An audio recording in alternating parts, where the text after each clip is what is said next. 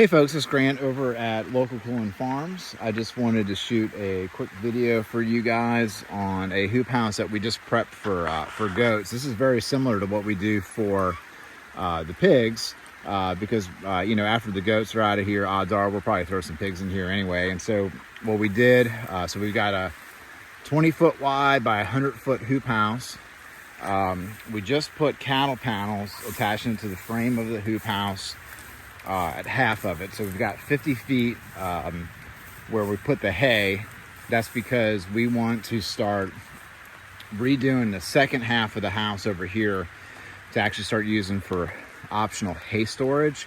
So we're going to be getting in here soon and scraping this up and putting some aggregate down and that sort of a thing. But anyway, so we're using the first half, 50 foot of the hoop. We did put a couple little 4-foot jut outs here, so we can put a gate right here if we want later on. The key features of this were we came in and we, of course, like everything else, we threw down some coffee grounds down in here. These are all coffee grounds and other coffee. This is actually a lot of coffee chaff in here. But anyway, we threw down a lot of this stuff before we put the hay down. This coffee is going to start decomposing in here and start generating quite a bit of heat, not enough to like spontaneously combust it, but it is going to put out some pretty good temperature. And while we don't get very cold in here in the southeast, we do get really humid and damp and cold. And so with this warmth coming off the floor with the hay on top of that, the goats are really going to be able to come in here and get a lot of warmth. And so you may be asking the question of like why you're concerned about the goats right now staying warm in southeast Louisiana. Well, we kidded already, and we've got 30 kids that are about 3 weeks old. We found through experience that we want to keep our kids bundled up and dry during our winter because it's just super humid, damp, and just kind of disgusting. I'd rather it be low humidity, dry with snow on the ground than our kind of dampness when it comes to young animals. That also includes piglets. And so we just want to give them a warm place to dry, to keep dry and stay warm. And a lot of times we would kid actually towards the end of January. So same case, right? So, you know, that's why we want to keep them warm. Why do we kid our goats, you know, into late fall and late winter? Is because summertime in our humid Gulf Coast climate, the heat and that aggressive humidity and the bugs and everything else are actually worse for the kids than the cold weather of the winter. So we got a lot of browse in the summer, right? But, you know, disgusting weather, the heat, the bugs, the humidity, the stuff that the goats do not like. And then we don't have really a lot of good browse in the winter. But at the end of the day, I'd rather feed them hay in the winter and do the supplemental feeding in the winter with the kids to ensure that we have a really good, healthy kid crop. And that way, once we start getting into the spring, getting into the summer, when we have high forage, we've just got a really nice, you know, herd of very nice, healthy, aggressive goats and big eaters. And so they can help us maintain the property and grow and put on weight. So when we go to process them in late fall, we'll have good size, you know, kids. So that's what we're doing. I'm going to go ahead and follow up once we get the goats over here and wrangle up the kids and bring them over to this area of the farm.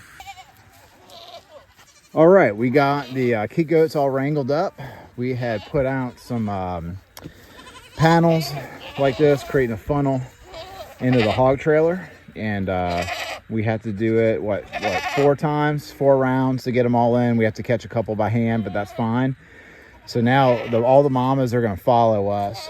So we're going to get a couple things packed up, and then we're going to start heading to the hoop house.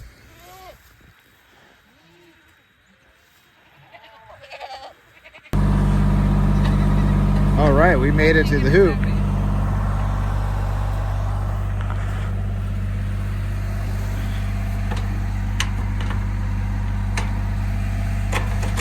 Thanks. Oh, you're welcome.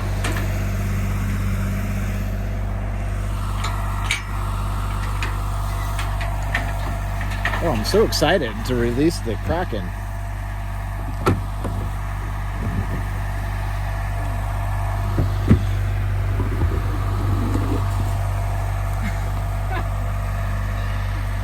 just like lifting over a rock and finding something. Okay, Candy was so concerned. I know, she's number one. Yeah.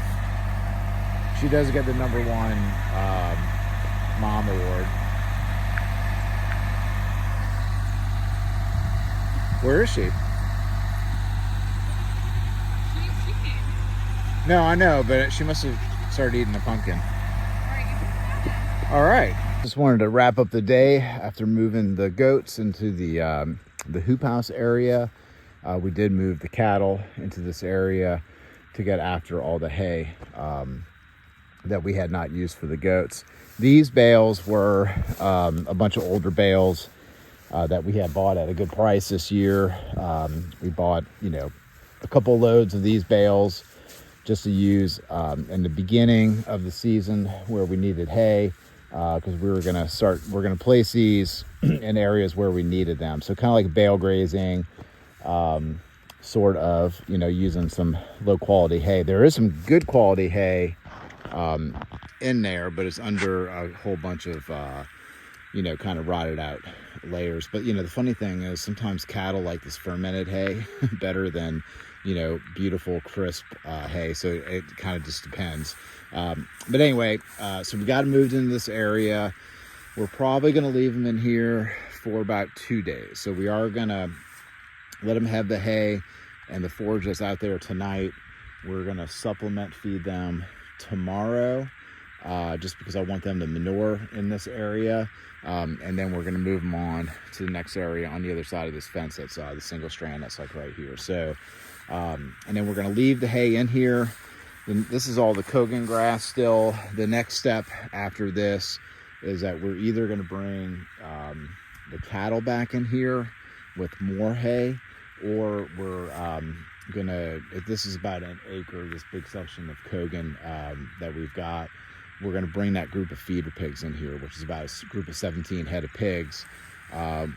We could easily put down a whole ton of corn in this whole area and just seed it out with the broadcaster, the PTO broadcaster spreader on the tractor, and just let the pigs loose in here with a whole bunch of hay. So we may end up doing that. We'll see how that turns out, but this is just part of the process of yes, it is multi-species grazing, it is overlapping dead-end hosts of one another, but it is also using the cattle, the pigs, the goats, using livestock to serve a purpose on the farm.